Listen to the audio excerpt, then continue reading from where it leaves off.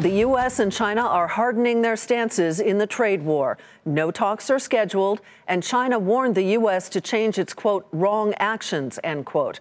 Investors now seem to think that the trade war will last a lot longer and that a prolonged fight could hit economic growth, consumer spending, and corporate profits. That sent stocks lower across the board. Oil prices slumped, and the yield on the 10-year Treasury fell to an 18-month low.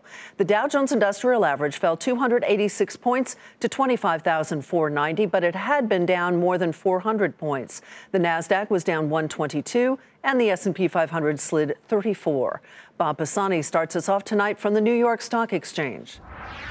Trade and tariffs have been the marginal movers of the markets, but reality is setting in, and the reality is there's no set date for trade talks to begin.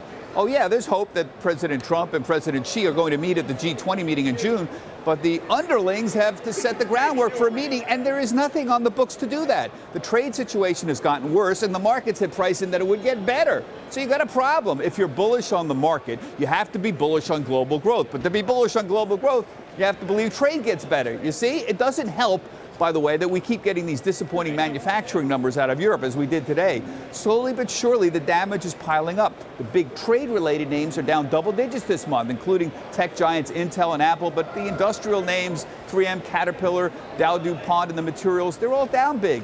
Defensive names like Pfizer and Merck and Coke, McDonald's, all right, they're still up for the month. But don't kid yourself. If the trade talks stall out, global growth estimates for everything will come down, and earnings will come down for all the global companies, including the Coca-Colas of the world. That's what Nomura said today. They said, I'm quoting, "We think domestic pressure and constraints will drive both sides towards further escalation." And they said there was a 65% chance that a new round of tariffs would come in during the second half of the year. For Nightly Business Report, I'm Bob Pisani at the New York Stock Exchange.